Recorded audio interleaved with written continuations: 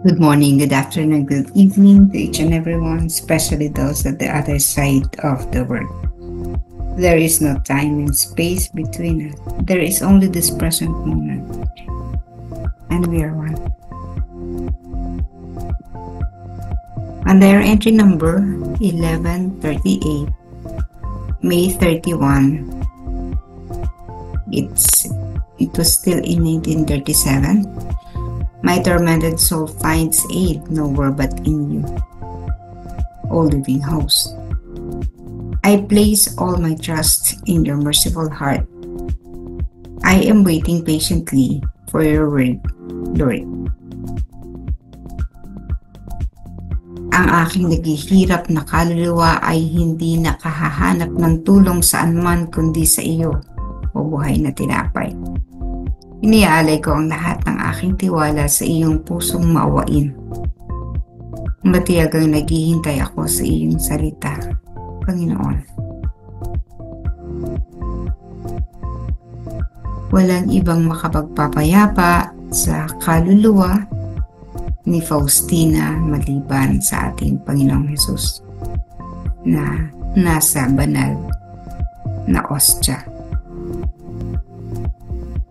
Dito, inilalaan, ibinibigay, pinagkakaloob, isinusubmit, sinusuko ni Faustina sa mauing puso ng ating Panginoon ang lahat-lahat.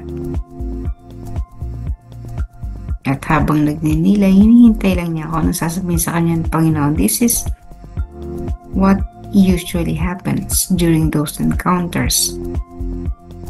Sa katahimikan, maririnig ni Faustina ang tinig ng ating Panginoon. Ibibigay sa kanya kung anong mensahe, ibibigay sa kanya kung anong saloobin ng Panginoon. Kumbaga, may nangyayari palagi sa kanyang mga paghihintay.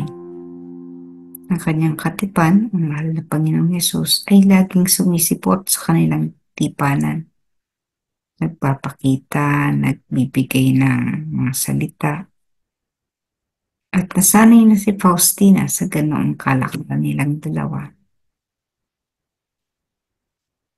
Yung mga times na hindi niya maramdaman ng Panginoon, may mga times naman na siya legally, no? Pero nararamdaman niya ang Panginoon.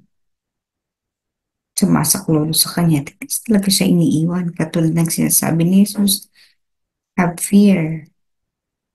I am always with you. Palagi ako nasa sayo, sumasayo. Ang kanilang relasyon ay isang relasyong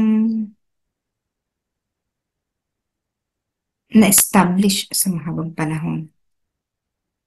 Simula pagkabata po ni Faustina, meron na siya maengkwentro sa ating Panginoon, pero hindi niya maipaliwanag. Hindi niya masyadong maunawaan. At pagdating niya sa nang tinawag siya ng Panginoon, kinulit na siya. At siya tumugon sa tawag ng Panginoon. Simula noon, mas naging palagian, normal ang kanilang pagtitipan o pag-uusap, pagkikita. Mas naging bukas ang kaluluwa ni Faustina sa ating Panginoon. Hinayaan niya ang Panginoon na gawin sa kanya kung anong tingin nito ay nararapat. But for most of us, palaging kahit tayo sumisimba, lagi nananalangin, nagdarasal. Sa ating mga panalangin, laging, siyempre kung ano yung gusto natin, Lord, ganito, ganyan, Lord, sana ganito. May mga interest tayo, may mga kahilingan tayo. And most of the time, everything is centered dun sa ating kahilingan. Hindi yung kahilingan ng ibang tao. Of course, naiisip pa rin naman natin yan, pero tingnan nyo yung trend in your thoughts. So when we ask God for His love, mercy, and compassion, Kay Faustina, malinaw, no? Pero sa atin, syempre hindi natin yan. Hindi natin namamalayan. But the Lord is always there.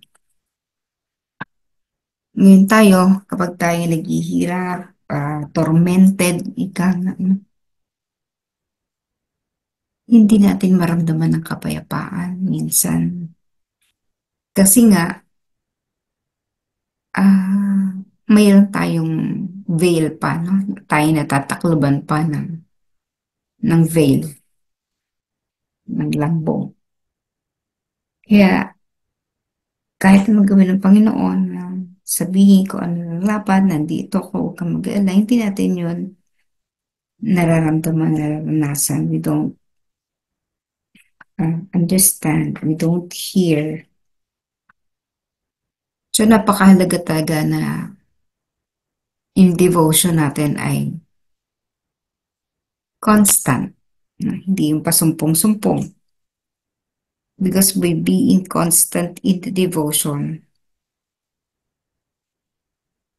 mas napapalapit tayo sa Kanya at mas mauunawaan natin kung anong mensahe niya para sa atin. Kasi kapag ang gumagabay sa ating paglalakbay ang Panginoon, paano ka magkakamali? Kung minsan, siyempre, kala natin yun yung gusto ng Panginoon, pero hindi naman yun. When you realize, yun pala ay ang gusto mo at hindi ang gusto ng Panginoon.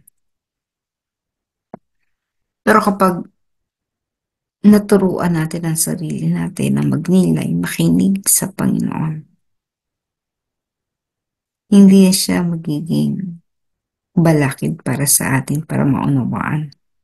Maunawaan at masagawa kasi andyan na siya eh.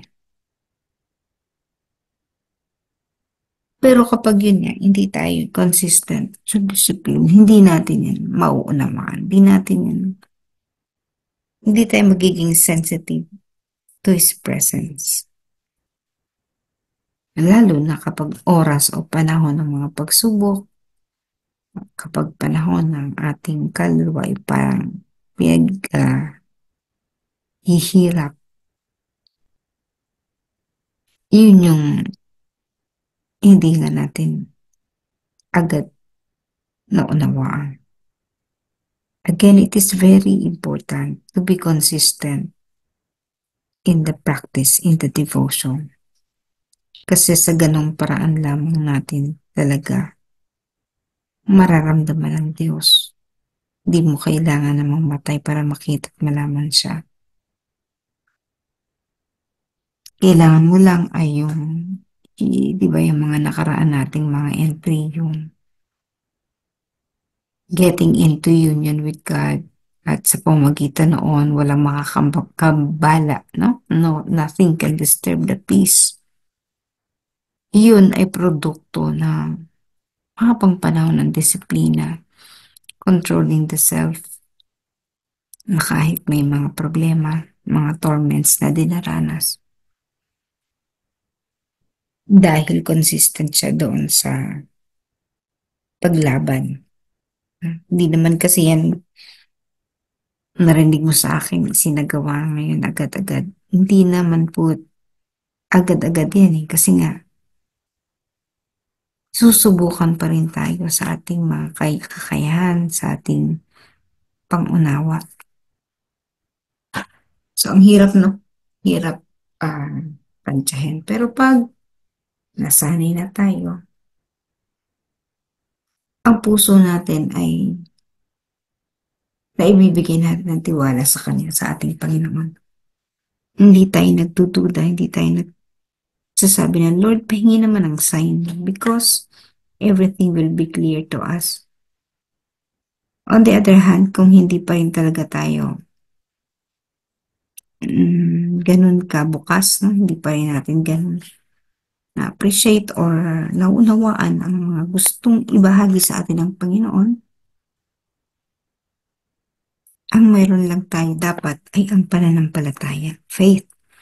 At kapag ang pananampalatayang yan ay nag-alab sa ating puso, sinamahan natin ng pananalig, yun yung naabot natin, yung naabot ni Faustina na kahit na magulo, eh, hindi siya natitinag. Kahit na marami siyang pinagdaraanan, na-appreciate pa rin niya yung presensya ng ating Panginoon, nararamdaman niya. No? Kasi nga, the soul is not anymore affected by the torments it is experiencing. Kung ano man naranasan ng kaluluwa na masakit, no? Kaya niyang tiisin. Sapagkat sa mahabang panahon ng pagdedebosyon sa banal na awa, ay nasanay na siya. Eh, paano ba parang masanay dyan? Para masanay, kailangan mong dumaan. Dadaanan at dadaanan mo. Hindi mo pwedeng sabihin na, ah, huwag na ibigay sa atin. Kasi hindi natin matututunan ng bagay kung hindi tayo susubukan sa ganong mga bagay. Masasabi mo lang na ikaw ay may patience kung yung mga sitwasyon na susubok sa iyong patience ay malalagpasan mo. Masasabi mo lamang na ang kaluluwa mo ay hindi kailanman natitinag dahil ang nangingibabaw sa iyo ay ang Panginoong Hesus. Masasabi mo lamang yon kapag dinaanan mo na ang maraming pagsubok na ginulo ka, may mga may mga istorbo, no, sa iyong pananahimik at hindi mo nagawang bigyan ng focus ang anumang gumagambala sa iyo. No, kahit nandyan yung sa tabi mo yung panggagambala ng Diablo, eh di parang hello, hi ka lang, no? Dahil even the angels, no, sabi nga ni Faustina, hindi ka matitinag. Ang iyong kapayapaan ay solid na solid. No? Sana maging ganun tayong lahat.